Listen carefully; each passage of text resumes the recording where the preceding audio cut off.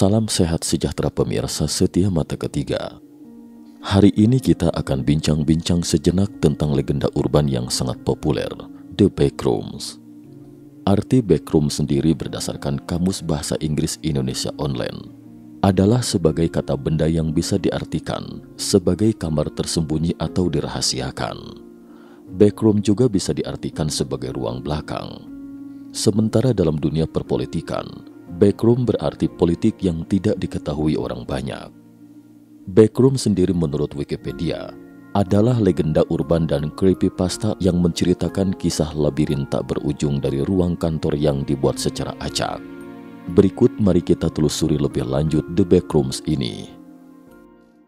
Saya pikir sebagian besar teman-teman tidak asing lagi dengan istilah alam semesta paralel. Tetapi mungkin tidak ada yang benar-benar melihat seperti apa alam semesta paralel itu. Hari ini Mata Ketiga tunjukkan sejenak pada teman-teman seperti apa wujudnya. Seperti inilah alam semesta paralel. Mengapa dikatakan demikian? Karena ada yang ke sana dan mengambil foto ini. Memangnya bisa mengambil gambar di alam semesta paralel? Betul, ada rasa terkesan asing melihat gambar ini. Sama sekali tidak bisa membayangkan tempat apa ini. Inilah backroom atau ruang belakang yang akan kita bicarakan hari ini.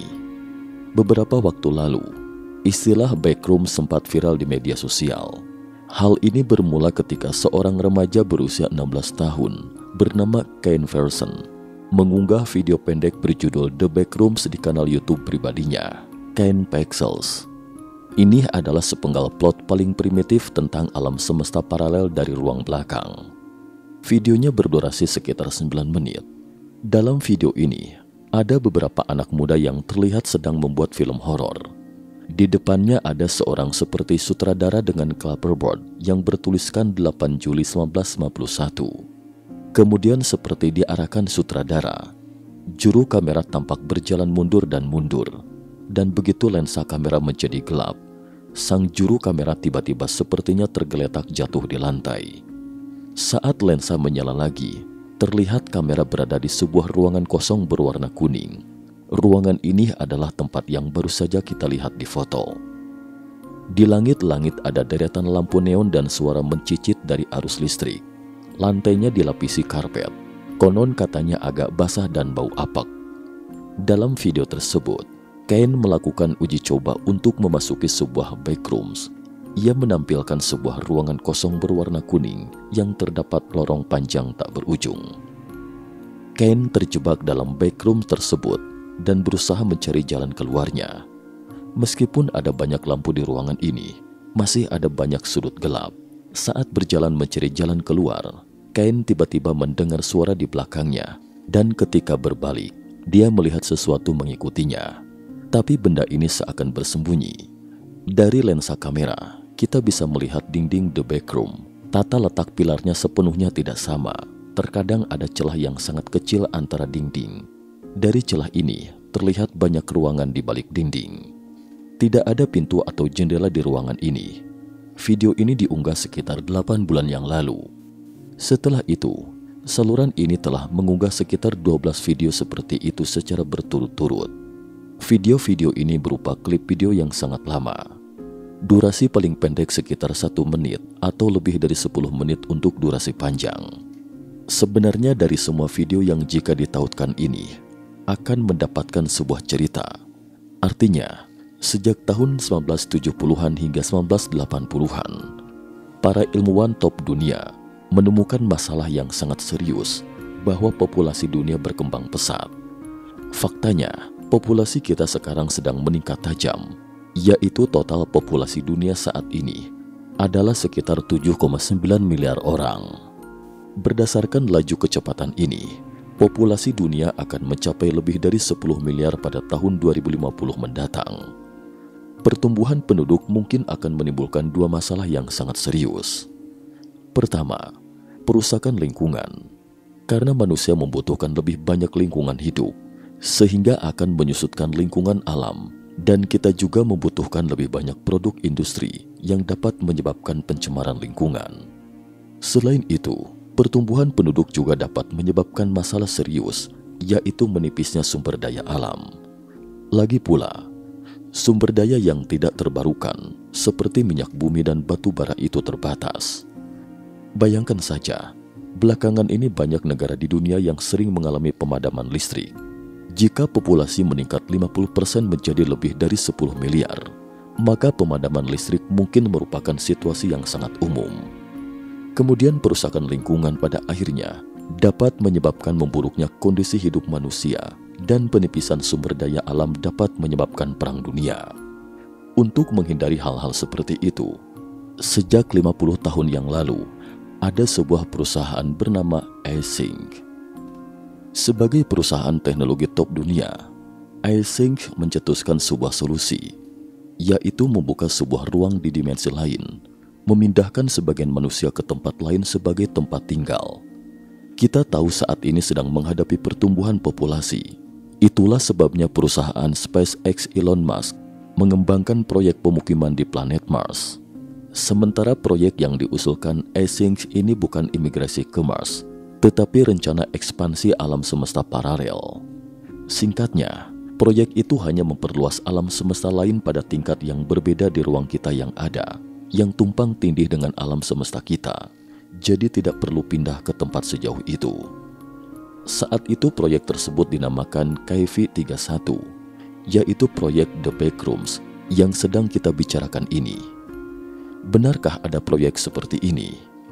Ditilik dari video ini, mungkin memang ada. Proyek ini telah berjalan dengan lancar sejak awal dan percobaan pembengkokan ruang pertama dilakukan pada tanggal 5 Oktober 1982. Cara iSync membuka ruang alam semesta paralel ini adalah menggunakan medan magnet yang kuat untuk membuka celah di ruang semesta dengan teknik yang disebut Low Proximity Magnetic Distortion System atau sistem distorsi magnetik jarak rendah. Tapi sayangnya dua percobaan terkait berakhir dengan kegagalan. Setelah dua kegagalan di atas, perusahaan iSync terus menyesuaikan secara detail dan meningkatkan perangkat mereka. Dan setelah mendapat dukungan kuat dari pemerintah AS, percobaan ketiga pun dilakukan pada Juli 1988 atau 6 tahun setelah percobaan pertama. Dalam percobaan ketiga ini, untuk pertama kalinya portal ruang paralel berhasil dibuka. Terkesan seperti film fiksi ilmiah, begitu terbuka tertutup lagi dalam sekejap. Karena pengalaman yang begitu sukses, iSync meningkatkan penyesuaian eksperimental. Eksperimen keempat dan kelima kemudian dilakukan, hingga akhirnya eksperimen keenam yang dilakukan pada 17 Oktober 1989 berhasil membuka portal ruang waktu paralel secara permanen. Seperti inilah penampakannya setelah pintu terbuka. Di balik pintu ini adalah sebuah area seluas 1,5 miliar kilometer persegi di alam semesta paralel. Ruang ini adalah hasil rancangan mereka. Karena semuanya berupa kamar, jadi orang-orang bisa tinggal di kamar ini. Luas area ini kira-kira setara dengan 3 kali luas permukaan bumi. Apakah ruangan itu hanya untuk tinggal? Ya, hanya untuk tinggal. Tidak ada pintu, tidak ada jendela, sama seperti kompartemen. Inilah tempat di mana Kain jatuh seperti yang kita saksikan di awal video. Nanti akan saya jelaskan mengapa Kain bisa jatuh ke dalamnya. Awalnya para peneliti tampak gembira setelah dibangunnya backrooms ini karena mereka merasa bahwa masalah populasi penduduk akhirnya terpecahkan. Tetapi mereka secara bertahap menemukan beberapa masalah serius. Pertama, saat backrooms dibuka, terjadi gempa bumi berkekuatan 6,9 skala Richter di Florida, Amerika Serikat pada tanggal 17 Oktober 1989 pukul 17.04 waktu setempat. Gempa ini memang benar-benar terjadi dalam sejarah, menyebabkan sejumlah besar bangunan runtuh dan lebih dari 270 orang tewas, serta ribuan orang luka-luka. Dan sejak itu, iSync menemukan warga biasa jatuh ke backrooms ini, sama seperti fotografer atau Kain di awal video. Seperti apa sebenarnya orang yang jatuh ke backroom dan mengapa jatuh ke sana? Perusahaan iSync sama sekali tidak tahu. Begitu orang-orang ini jatuh ke backroom, sangat sulit untuk bisa keluar lagi karena area di dalamnya terlalu luas Dan satu-satunya pintu keluar yang diketahui Essing adalah membuka portal ruang dan waktu paralel ini. Tidak ada jalan keluar lainnya. Pertanyaannya, jika seseorang jatuh ribuan kilometer jauhnya dari tempat ini, lalu bagaimana Anda bisa ke sini? Hanya ada satu pintu. Bagaimana mungkin bisa jatuh dari jarak sejauh itu? Ya, pada awalnya, pihak Essing sama sekali tidak tahu. Mereka tidak tahu ada orang di dalam.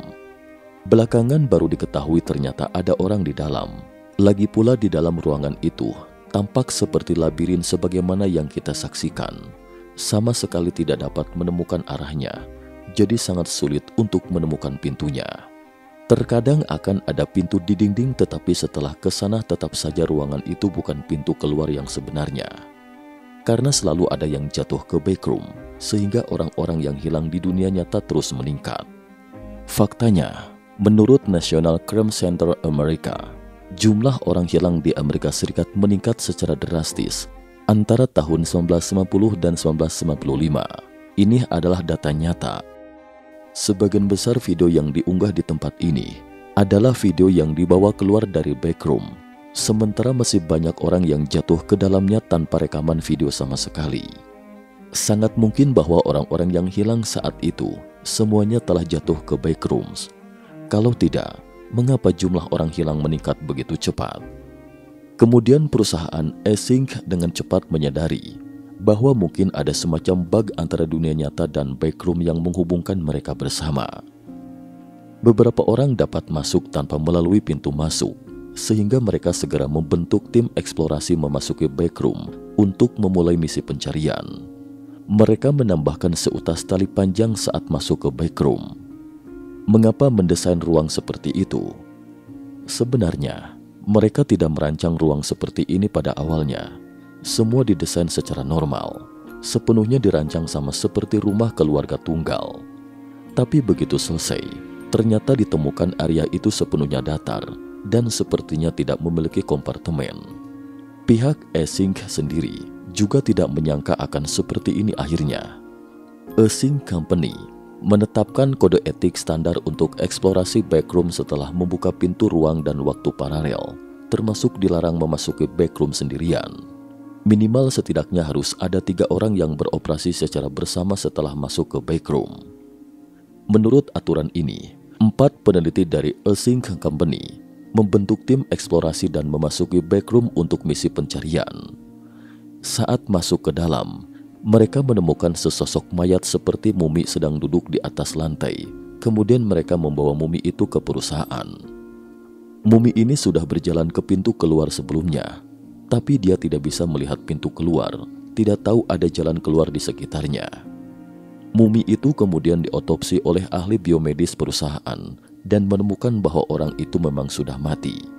Penyebab kematian adalah gizi buruk, tapi anehnya organ tubuhnya tidak mati.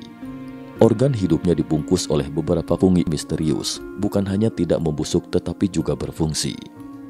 Jadi terkesan seperti zombie. Belakangan diketahui, ada beberapa makhluk menakutkan yang tinggal di backroom ini.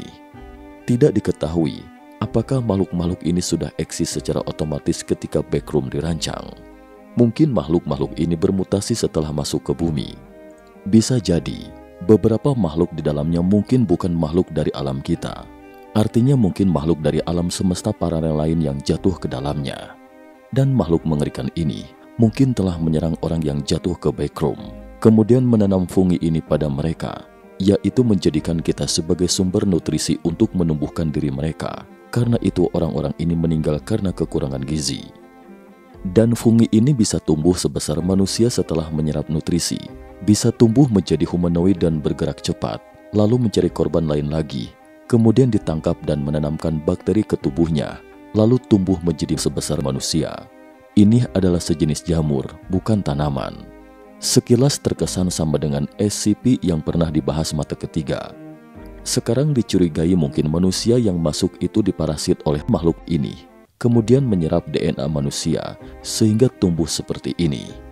Dan semakin banyak orang yang masuk, semakin banyak tercipta makhluk ini. Jadi mungkin ada banyak makhluk ini dalam 30 tahun terakhir. Dan dari pemantauan kemudian menemukan bahwa makhluk-makhluk ini mungkin dapat meniru suara manusia untuk menarik orang jatuh ke backroom.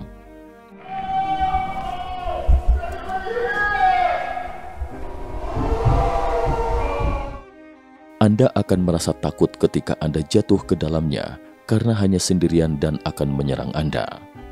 Apa makhluk itu jahat? Tidak juga. Itu adalah perilaku alami. Ia akan berburu mangsa. Tentu saja, monster di backroom itu bukan hanya ada satu makhluk ini, tapi masih banyak makhluk lainnya. Mereka bukan makhluk yang ada di dunia nyata manusia. Sekarang ada yang memilah jenis mereka dan secara kasar membaginya menjadi 8 kategori sesuai dengan tingkat ancaman mereka. Mulai dari tingkat 0 hingga tingkat 7. Organisme-organisme semua ini sangat khas. Dan selain dibedakan berdasarkan tingkatan, juga diberi nomor dan nama untuk membedakannya. Di sini saya perkenalkan 3 karakter yang unik. Pertama adalah monster nomor 3 bernama Smilers. Smilers merupakan monster tingkat 4 yang memiliki sifat agresif aktif dan hampir sekuat manusia. Mereka memakan manusia dan akan aktif menyerang. Tapi mereka juga punya kelemahan. Mereka sangat suka cahaya. Jadi jika Anda bertemu makhluk seperti ini, cukup lemparkan senter atau sesuatu yang bersinar kepadanya. Ia akan tertarik untuk sementara oleh cahaya ini, dan Anda dapat melarikan diri. Tapi masalahnya, benda-benda seperti senter adalah sumber daya yang tak ternilai di backroom. Jangan dibuang begitu saja. Jadi sebaiknya temukan solusi lain untuk melarikan diri dari terkamannya. Lalu ada monster level 8 yang sangat terkenal bernama Hound, anjing pemburu. Sedikit mirip dengan Sadako Yamamura yang merangkak di tanah. Itu adalah monster tingkat 4 yang sama seperti Smilers. Air liurnya mengandung virus. Sekitar 30 menit kemudian, orang yang digigit olehnya akan menjadi zombie dan menjadi monster seperti Hound. Oleh karena itu, jumlah anjing pemburu ini juga terus bertambah di backroom. Untuk menghadapi anjing tersebut, kita harus memanfaatkan karakteristiknya, yaitu ia sering mengeluarkan suara rendah yang mengancam. Jadi begitu mendengar suara ini, masih sempat untuk melarikan diri. Jangan takut jika kebetulan berpapasan dengan anjing ini. Tatap dia dengan melototkan mata, menakut-nakutinya. Ia akan menghindar untuk sementara waktu. Kemudian manfaatkan kesempatan ini untuk melarikan diri. Selain itu juga ada monster yang terkenal yaitu nomor 62 Spider Legs. Ini adalah monster tingkat 5, jauh lebih kuat dari manusia. Tamatlah riwayat Anda begitu tertangkap olehnya. Monster ini seringkali jatuh tiba-tiba dari langit-langit dan berlari sangat cepat. Jauh lebih cepat daripada lari manusia yang panik. Tapi monster ini sangat lambat saat berbelok, jadi Anda harus terus berbelok untuk menyingkirkannya jika ingin lari. Selain itu daya ingatnya juga sangat buruk. Misalnya jika Anda berlari beberapa putaran dan menyingkirkannya, ia akan lupa sedang mengejar Anda, maka Anda pun aman dari terkamannya. Adapun jamur yang disebutkan di awal, belum diketahui monster jenis apa itu, masih misteri. Selain monster di backroom, masih banyak peralatan yang mungkin Anda temukan dan dapat digunakan untuk menyelamatkan hidup Anda. Misalnya makanan paling enak yang Anda temukan di backroom ini adalah ransum kerajaan jelly. Konon katanya, 1 gigitan jelly ini bisa bertahan sehari tanpa makanan, jadi ini sangat penting. Mereka yang pernah memakan jelly ini mengatakan itu adalah makanan paling enak yang pernah dinikmati dalam hidupnya. Tetapi karena sumber makanan ini sangat terbatas, jadi jangan memberitahu orang lain Anda punya makanan ini. Sembunyikan jika kebetulan menemukan makanan ini. Jika tidak, teman Anda mungkin akan membunuh Anda demi merampasnya.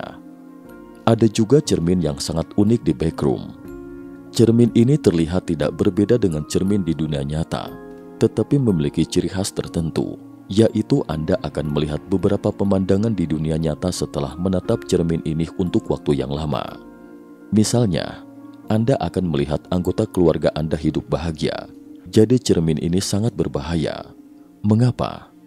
Setelah melihat pemandangan ini, banyak orang akan menjadi depresi dan mati di dalamnya ketika mereka membandingkan kenyataan tragis mereka. Jadi jangan terlalu sering menatap cermin ini, karena akan membuat seseorang kehilangan keberanian untuk hidup. Selanjutnya, video kedua diambil pada tanggal 29 Februari 1990 saat Essink masuk ke backroom lagi. Apakah perusahaan ini benar-benar eksis? Pada intinya tidak terdaftar. Ia seperti konsorsium rahasia. Kali ini meskipun tidak menemui pemandangan yang menakutkan, namun saat sedang berjalan, Anda yang seakan mendengar suara seseorang berbicara, lalu dia berjalan mengikuti arah suara itu dan menemukan sebuah jalan buntu tanpa seorang pun. Ketika dia hendak kembali bergabung ke timnya yang berjumlah 4 orang, 3 orang yang tersisa itu tiba-tiba lenyap di depannya, meninggalkannya sendirian. Kemudian dia mulai panik mencari rekan satu timnya. Pasalnya, salah satu dari 3 orang yang hilang itu memegang seutas tali. Setelah hilang, maka tali itu pun ikut raib bersamanya, sehingga dia tidak dapat menemukan jalan keluar. Lalu bagaimana dia menemukan jalan keluar? Tidak tahu persis. Tapi dalam proses rekamannya, dia membidik sebuah pintu yang sekilas tampak seperti pintu keluar. Tetapi setelah melewati pintu, dia mendapati itu masih berupa ruangan, bukan pintu keluar yang sebenarnya. Dari rekaman video, tidak semua ruangan berupa pemandangan dengan warna kuning dan redup seperti itu. Ada berbagai ruangan dan bahkan pemandangan yang mirip dengan outdoor. Anda akan berpikir telah berjalan keluar. Tapi dunia ini tampak gelap gulita, tidak ada siapa-siapa, dan sangat menakutkan. Dan dari layar video, mereka berempat memasuki backroom pada pukul 11.36 tanggal 29 Februari 1990. Tetapi pada kenyataannya tidak ada tanggal 29 pada bulan Februari tahun 1990. Ini berarti bahwa dunia backroom itu mungkin memiliki garis waktu yang sepenuhnya independen, tidak sama dengan garis waktu di dunia nyata manusia. Karena kemungkinan adanya makhluk berbahaya di backroom, pada tanggal 5 Maret 1990, Essink mendirikan pos terdepan di pintu masuk backroom dan memasang sejumlah besar kamera untuk memantau situasi di dalam ruangan, dan hasilnya terekam beberapa sosok makhluk raksasa. Jelas kawanan monster itu menghindari pengamatan manusia. Kemudian pada tanggal 6 Mei 1990, sebuah ruangan penuh lubang ditemukan di atas permukaan. Saat melewati ruangan ini, staf kamera secara tidak sengaja jatuh ke dalam lubang ini dan menemukan bahwa ada ruangan tak berujung di bawah. Apa artinya? Ternyata backroom itu tidak terdiri dari satu lantai tetapi banyak lantai. Pada awalnya, ditemukan ada 9 tingkat dan secara bertahap kembali ditemukan ada tingkat ekstra yang tak terhitung jumlahnya dan beberapa tingkat abnormal. Ratusan tingkat telah ditemukan sejauh ini, namun tidak diketahui berapa totalnya. Artinya tidak tahu seberapa luas di dalam ruangan itu karena terdapat aneka lingkungan. Ruangan kuning yang kita lihat tadi adalah level 0, yaitu level pertama yang disebut The Lobby. Level 1 disebut zona layak huni. Level 2 Pipe Dreams. Level 3 Electrical Station. Level 4 Abandoned Office. Level 5 The Hotel. Level 6 Lights Out. Level 7 Thalassophobia. Level 8 Cave System. Level 9 Darkened Suburbs atau The Suburbs, dan level 10 Field of Wheat. Setiap level memiliki beberapa monster, item unik, bahkan punya hukum fisikanya sendiri. Ada juga area yang sangat menakutkan di backroom yang disebut Void Kehampaan. Tidak ada apapun di area ini, hanya sebidang gelap gulita. Mereka yang jatuh dalam kehampaan akan jatuh tanpa batas dalam kegelapan tak berujung. Anda tidak akan mati di dalamnya karena waktu juga berhenti. Ini seperti jatuh ke neraka yang tak berujung, karena ada terlalu banyak risiko yang tidak diketahui di backroom, dan sangat mungkin makhluk-makhluk di backroom ini justru telah memasuki dunia kita. Jika makhluk itu datang, konsekuensinya benar-benar tidak terbayangkan. Jadi Essink memutuskan untuk menutup pintu antara pos terdepan dan backroom secara permanen. Alhasil 1 tahun setelah pintu ditutup, yakni pada 8 Juli 1951, muncullah pemandangan di awal video, Kane jatuh ke backroom. Jadi backroom masih menjadi ancaman bagi dunia nyata. Jika tidak hati-hati, Anda mungkin akan jatuh ke dalamnya, jadi berhati-hatilah. Bagaimana bisa jatuh ke backroom? Dan dalam keadaan apa akan jatuh ke backroom ini? Sekarang sudah ada titik terang. Dikatakan bahwa ketika seseorang dalam kondisi hampa, sangat rentan jatuh ke backroom. Apa itu kondisi hampa? Yaitu mereka yang ekstrim lemah saat menjelang ajal atau karena beberapa tekanan yang menyebabkan pikiran mereka hampa. Pada saat demikian, seseorang cenderung akan jatuh ke backroom. Dan keadaan hampa ini juga memungkinkan orang untuk melintasi antar dimensi di backroom. Ini adalah informasi yang diketahui saat ini. Dunia nyata. Dari perspektif backroom, bahwa apa yang disebut dunia nyata itu sebenarnya bisa jadi merupakan tingkat di backroom, hanya saja pada tingkat yang relatif aman. Kita tinggal di satu tingkat di backroom, sehingga kita dapat memasuki backroom dan juga tingkat atau dimensi lainnya. Asal backroom sendiri pertama kali muncul di 4chan pada 12 Mei 2019, di mana seseorang mengirim foto sebuah kantor kosong dengan lampu neon dan tembok berwarna kuning. Kemudian banyak orang yang mulai membuat teori sendiri dari satu gambar tersebut. Di dalam gambar tersebut, terlihat sebuah ruangan kurang lebih dengan style tahun 90-an dan dengan tembok pola warna kuning serta lantai karpet. Terlihat juga bahwa ada ruangan lain di seberang dari ruang itu. Selain dari gambar itu, ada caption dari original posternya. Creepypasta backroom dapat menyebar secara cepat karena teori backroom sangat mudah untuk diperlebar. Sekilas, creepypasta backroom hampir sama seperti SCP, Secure, Content, Protect. Perbedaan yang mencolok di antara keduanya adalah backroom berbasis ruangan tak terbatas berisi makhluk, sedangkan SCP hanya berbasis makhluk. Cukup sekian dulu topik kita hari ini. Terima kasih atas perhatiannya.